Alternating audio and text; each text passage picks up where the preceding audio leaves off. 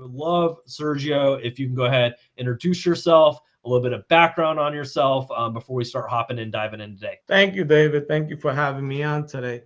Yeah, I'm originally from the Bronx, and I've worked my way up to Connecticut, through Westchester along the years. I used to do real estate until a friend introduced me to the insurance market. And I struggled in the beginning. I found a company, health insurance, no, and I found a company that took in agents that without experience, Touchstone, and it disappeared later on. As a captive agent, I did that for about 3 years, and then I decided to go broker, and I went through all the struggles. I even had to go get a job back at the FedEx, and then everything went down. I even got into a big accident that it took me away from FedEx, and that was a good thing because now I'm full time. Then COVID hit. That wasn't good for my business. But this year I was able to recoup and double what I had before. So now that's I love it. pretty much where I'm at. And what particular lines are big ones that you focus on? Medicare. Medicare. So Medicare. big Medicare focus for Sergio. So you do under 65 as well? I do under 65 as well. And we'll be ramping up the life side as well, I'm pretty sure. So, Yeah. so Sergio, I know you kind of briefly went over this in your background, but I'd really like to dive into this some more. And huge congratulations on your success. I'm really excited to dive into that, of course. But first, we want to go back to the beginning, and then even during COVID and stuff as well. And I want to dive into a little bit more on what a lot of agents, even right now, can relate with on some of the challenges that you faced both initially and during COVID. So can you talk a little bit what that was like, what those challenges were, and kind of where you found yourself at that point? Was it frustrating? Was it difficult? Was it like, I'm not exactly sure what to do with these challenges? Absolutely, beyond frustrating. Coming from marketing, table marketing, which is what I did mostly as a captive agent, and basically what I knew how to do. And the referrals that I used to get was actually from the company. So here comes COVID. You can't market. Everything was on lockdown. So I was practically out of business when it let up, and I started reaching out to referral partners. I didn't even call them that back then. I started seeing business again. But fast forwarding, where I did see the big boom with the referral was after I took a training with Trista, and I went back to the old referral partners, and it kind of worked. I saw a light, because the reason why we don't get referrals is because we don't ask, and we don't ask because we don't know what is the value that we're bringing in to this referral partner. We're going in with the mindset that they're going to give us something, and that's why we don't ask, because we think it's like we're begging. But when you bring something to the table and you go to a referral partner or a potential referral partner and show them how you can be valuable to them, it's a total different game. And what I did during before COVID, not COVID, pre-AEP was I made a list of all the potential partners that dealt with seniors and Medicare beneficiaries, and I just took my card and introduced myself. And in AEP, a lot of them showed up. Where I was doing double digits at 10, 12 apps per month, in October, I ended up with 36, 34, 36 was my number. And to me, it was huge. I love it. So you're saying the best Christmas gift that Rudolph brought you was more referrals from your referrals partners, right? Absolutely. Absolutely. So you mentioned a bunch of important things during there. 3 in particular that stood out to me that I want to dive into a little bit, because today we are talking about referrals in particular. So I want to dive into first, people not asking for referrals because they don't realize the value or aren't confident about the value they can bring those referral partners, right? People don't ask for referrals sometimes because they're just unsure of how to really bring value to those referral partners. So Sergio, was that something that you used to wonder, okay, how do I really bring value to these referral partners? And then what changed how you saw that, and in what ways do you see yourself bringing value to them? Absolutely. It's very simple. you as a professional are already valued because you are a professional and you understand, like in Medicare and the plans and the options that you bring to their customers or patients is value in itself. So one big thing that we provide is retention of this customer. For instance, a doctor's office, if they have the proper insurance, they're going to keep coming to the doctor's office and they're going to stay with this doctor. If they end up with another agent, they can end up with an insurance that is not in contract with this doctor. Now they either lose it or it creates controversy. So in explaining that to the doctor and the staff and taking that part of their business away and helping them out with the insurance part is where you partner. I love it. So basically, being authorities on the type of insurance that you offer, as in reality, even if you got licensed yesterday, you know way more about insurance and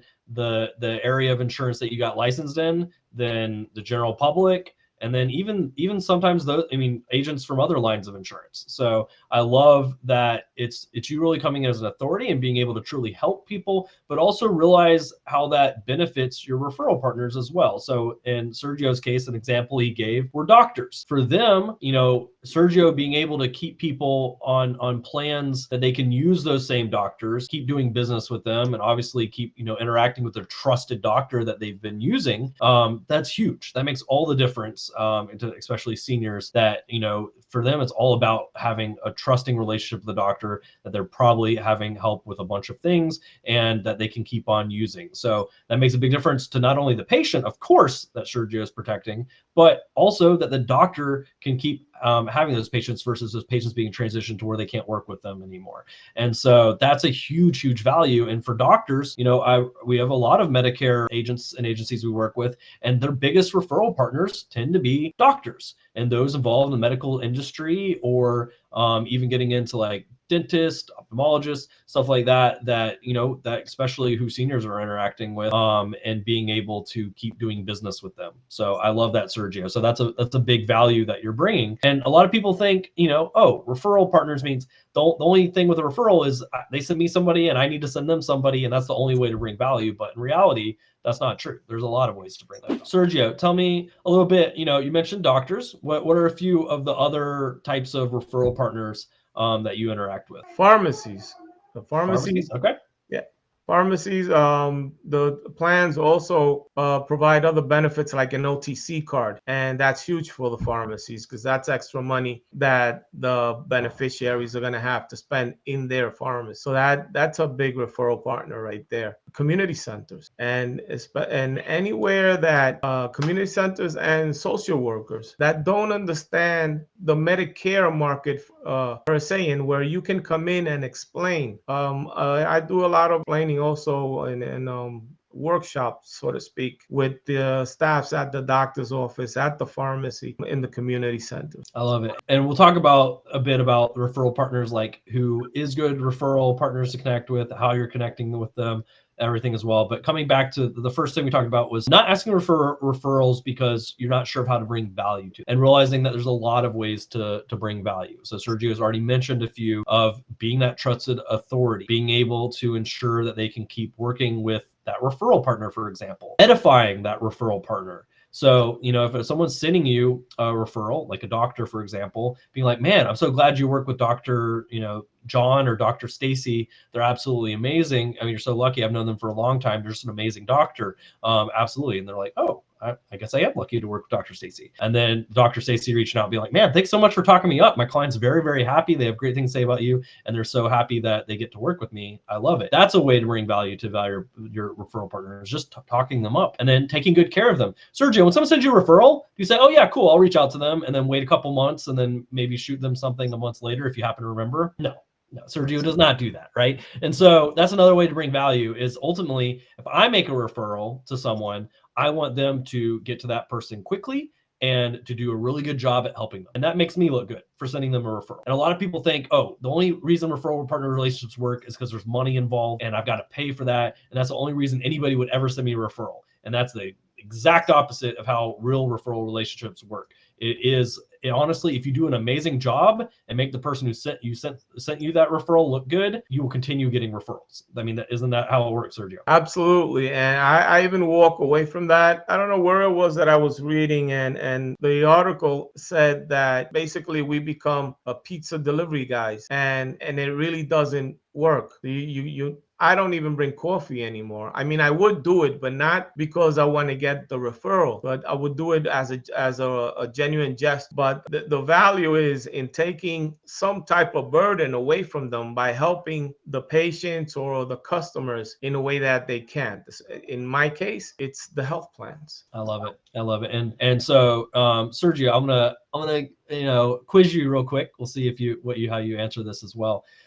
So if you're unsure of how you can bring the most value to a referral partner and what would be valuable to them, what can you do? I would find out what goes on at this potential referral partner, and sometimes it's the simplest thing, and trying and bring value, but it has to be a need, something that I can give an example. If we table market in a supermarket or in a Walgreens or anything like that, why does Walgreens or the supermarket let us market there? It makes them look good. If we do the job that we're supposed to do, it makes them look good with their customers. So find out how you can help the customer with what you do and make the referral partner look good. I mean, it's kind of vague and general, but to me, it's all about the knowledge that I bring, and Medicare happens to be a difficult subject. So to me, it's easy to, anytime I say, I'll take that burden away from you, I'll explain Medicare to them, I'll explain Medicare to your staff. If you can find in your line of business how to get there, how to get to help these customers and make the partner look good, then that's your value. Absolutely. And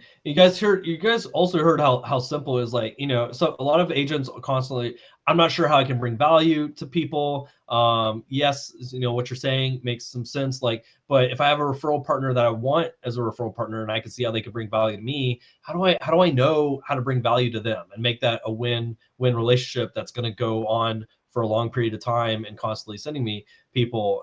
And the easiest thing to do, and it's not rocket science, guys, is ask them, right? I know, crazy. But who better knows how people can bring value to them than the person themselves? So if Sergio is interacting with a pharmacist, a doctor, something, and he doesn't already know, which he does, he already knows some ways he can bring value to them, but maybe he wants to find out some more. Hey, Dr. John, Dr. Stacy, how can I help you the best? What can I do that's going to help you the most? Oh, I would love if, yes, you're able to keep clients still in network with us and then keep using us. But honestly, I've been seeing a lot of stuff with social media and I don't really know how social really works. Like, if you were able to teach me on, kind of what makes a good social post or how to do a video or a reel, that'd be interesting because that's kind of something I want to start doing. Sergio's like, I got that. I know how to do Facebook Reels. Let me show you how to do one. And that's bringing value by teaching them something that they don't, that they can use for their business, right? So there's a lot of ways to bring value, but the best and easiest thing to do is just ask them, because they may have a completely, we're doing something for the doctor's office today or this week for like a nonprofit or for a fundraiser. Actually, if you could come by and just help us set up some chairs, that would be huge. So you guys you realize it can be as simple as that. It's like coming by and helping them with something is you providing value. Hey, no other insurance agent would come do this at all. I'm so thankful for you, Sergio. In fact, I got some people that need to talk to you. That is honestly how simple referral relationships can really start, and you showing value to them off the bat. Because that was the thing too, Sergio mentioned. One, people not feeling confident on how they could bring value. Two, which I'm not gonna spend a bunch of time on this, although it's crazy important, is people just don't ask. If you don't ask, you don't receive, right? And so that's the thing. You got to ask for the referrals and always build that into a part of your process. You're always going to ask for that at the end. How to identify good referral partners. So Sergio, let's take this for example. Doctors and pharmacists are good referral partners, but if you were looking elsewhere for some additional referral partners, how do you know who would be a good referral partner for you? What goes into that? David, and it's a sale. It's not just another sale. So when we're going to go and sell our product, we don't just pull the product right out and start showing all the features and that. We have rapport, right? We try and look for pain points. So it's the same way. Now you're looking for referrals. You're just asking, you're having a conversation with this potential referral partners, and you're looking for pain points. And in the pain points, you're going to find your own value. And then you're going to find also if this is the correct referral partner. Is this what you want? If the guy says, okay, so how much are you going to give me for each referral? To me, that's already a key that's not a good referral partner. But the guy says, I have this issue, and if I can find, do you know how I can correct this or correct that? That might be, the little light bulb right there that tells you what value you can bring to it, and then relate to it, explain it, and that looks like a good mix. I love it. I love it. And to add on to that, in my mind, there's three things that make a really good referral partner. And this goes for all lines of insurance, all products, even outside of insurance. What makes a good referral partner? And the very first thing is they deal with your target audience. So if you're focusing on Medicare, your target audience is seniors, right? If they're not a senior, they can't be on Medicare. So it's not going to help you too much. So they deal with your target audience. So if I, was looking to connect with a pediatrician, are they going to be a great referral partner for Medicare? Probably not. They deal with kids and people with young kids. So probably not going to be my best referral partner for Medicare. But if I, go to an elder care attorney that deals with the elderly, deals with, with any law and tax stuff around that could be an amazing referral partner because they deal with my audience. So the very first thing is they deal with my audience. So think through that, guys. And honestly, we all know typical like real estate, CPAs, attorneys, always great, especially when they deal with your particular audience. But think beyond that, guys. There is 1,000,001 potentially amazing referral partners depending on who you work with. Think, who do they interact with on a day-to-day, week-to-week, month-to-month basis, okay? Which leads me to my second point. They interact with that target audience on a regular basis, whether daily, weekly, monthly. That also makes a great referral partner. If they only interact with your target audience once a year or once every couple of years, they're not really going to have that much to send you, right? Like, it's good to know them, but it's not going to be in a referral relationship you spend a ton of time and effort diving into with them, because you only have so much time, right? Sergio, do you have 1,000,000 unlimited hours of time? No, you don't. You're running your business yourself right now, and so your time is limited. You want to spend the majority of that helping people and putting policies in place. So you can only have a handful of referral partners you're really diving in with for a very strong referral relationship that's business is coming your way, versus 1,000 people that, yeah, maybe I'll send you something one day, and then that's not worth it. So they deal with your audience on a somewhat regular basis, and those two are great. But that doesn't work at all for a referral relationship unless they have the third thing, which is they have trust or authority with your target audience. So if they interact with your audience and it's even on a regular basis, but your audience doesn't have any trust or authority with them, if they make a referral, oh, let me connect you with Sergio, or like, okay, sure, but no, like I don't know, I don't trust you at all, so I'm not going to trust a referral they make. So trust is a big factor. That's why doctors, attorneys, pharmacists, CPAs, all those inherently have a lot of trust with their clients that are working with them. That's why they can make very strong referral. But even taking it as far as like a salon, for example, you interact with them on a somewhat regular basis when you are having your haircut or done. You have a decent amount of time that you're spending with them during that time. And you usually trust them because you have these conversations with them and you talk about all kinds of things with them, of course, right? So they can be a really amazing referral partners. And most people, like, I don't really think about that. I didn't think, I was like, I just want doctors. I just want to, you know what? There's a lot out there, and you'd be surprised at who your top referral partners end up being, especially when you realize that a lot of people are competing over these ones that you're not thinking of. So those are really, in my mind, what makes really strong referral partners. So Sergio, we talked a little bit about the challenges initially. It was getting into the industry, figuring out the industry itself, running into the big challenge of COVID, especially because you like doing a lot of face-to-face. You like sitting down with your clients, you like helping them in person, and COVID obviously had an effect on that, right? To realizing you might have to adjust the companies or the carriers you're with and everything. So there's a lot of going on, both learning and then also how do I grow and scale my business, which you very much wanted to do organically through referrals and through your reputation and through helping people and then continuously getting referrals from your customers, which you mentioned referrals, and these referral partners were a big part of you having a big AEP, you exceeding your goals and writing a bunch of policies and helping a bunch of people. So tell me a little bit about how you set up these referral relationships to be productive and useful for you. Because let's be honest, like a lot of people go to a networking event, they meet someone, they say, "Oh yeah, I would love for you for me to help your clients and stuff. Here's a business card. Oh, here's my business card too," and then nothing ever happened, right? Sergio, talk a little bit. How do you set up an actual referral relationship where they're actually happy to send you people, and they do? Right. So, again, in interacting with them in conversation and in making reports and trying to get the pinpoints, it's that little button that you find that you're gonna solve. That's that problem that they have that you're gonna solve. That's gonna make them have the interest in calling you. One of my biggest referral partners for AEP was a clinic, and they had the whole advocate department on Zoom with me, and they did a background check, and I'm okay. And one guy was pretty bold, and he asked me, "How do we know that you're gonna do what you say you're gonna do?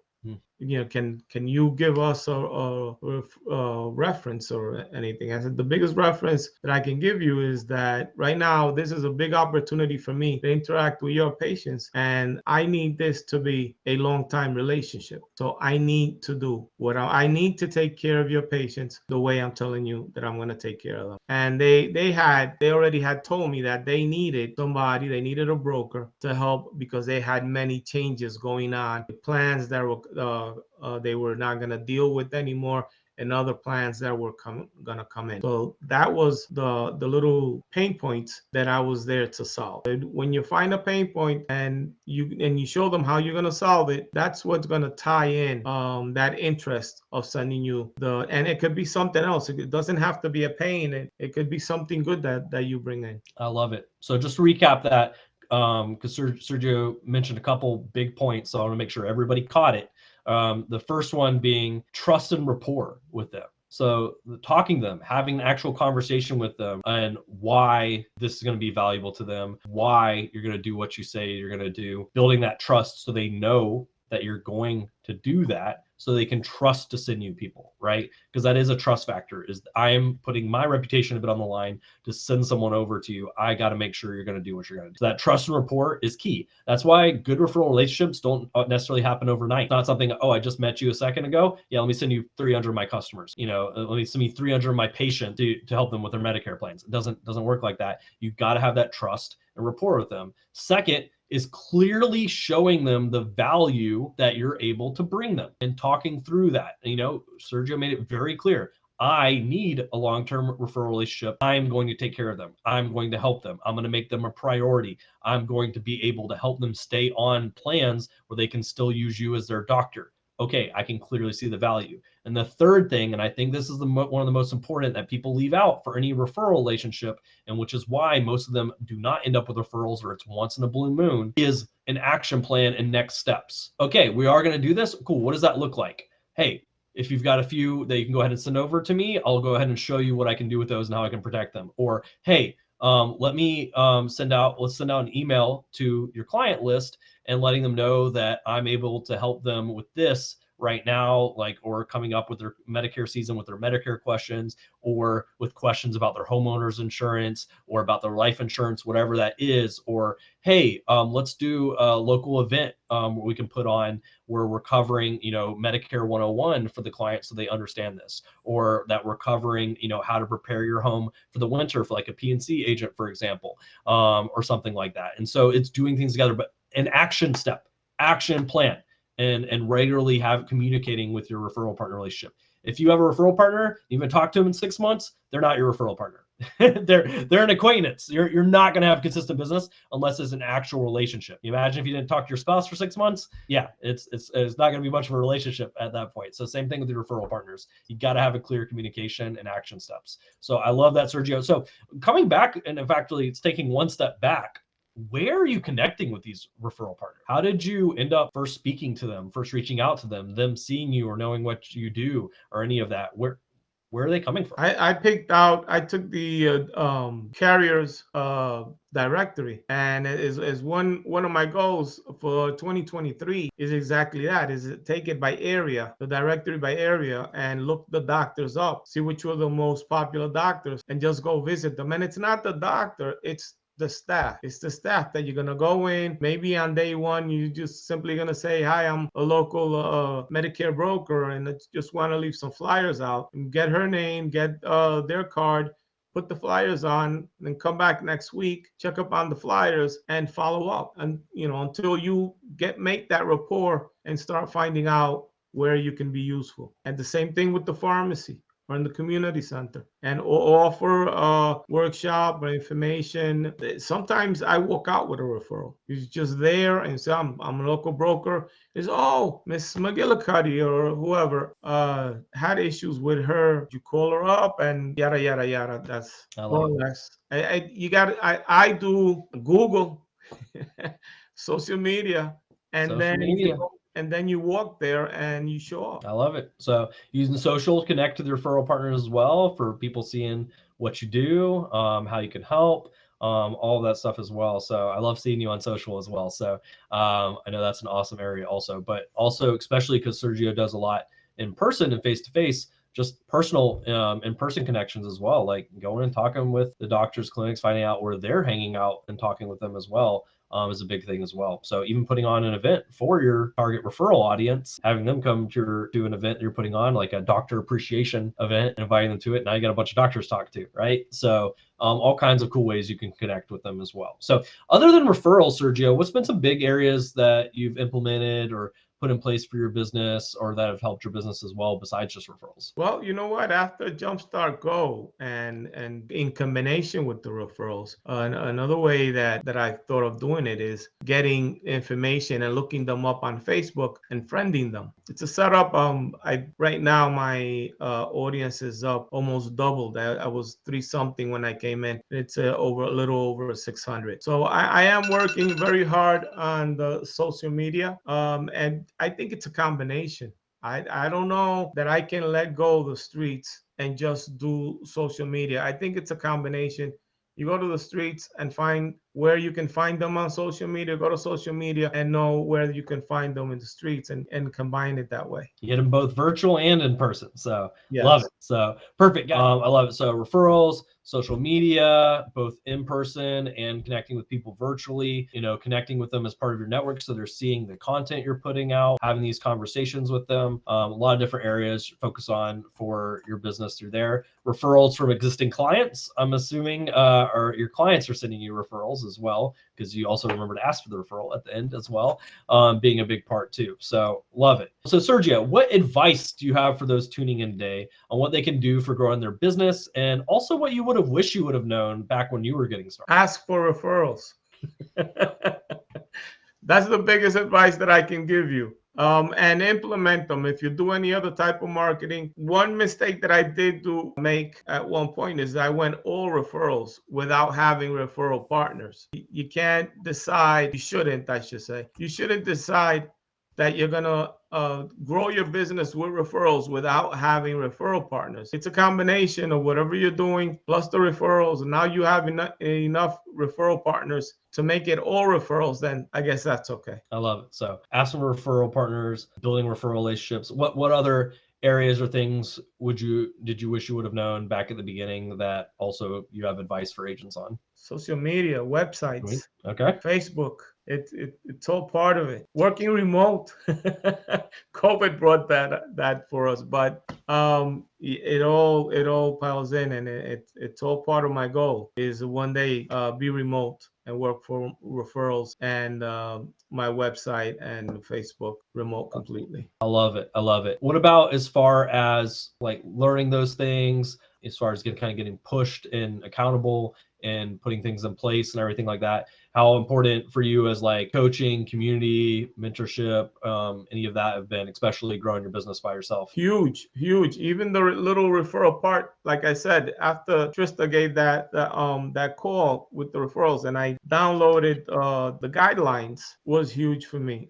You need to have some, especially somebody who's individual like me. Need somebody that who in a positive way holds me accountable. For me, it's been pretty big. Love it. Love it. Sergio, I really appreciate you sharing your advice, your takeaways, what you put in place for your own business.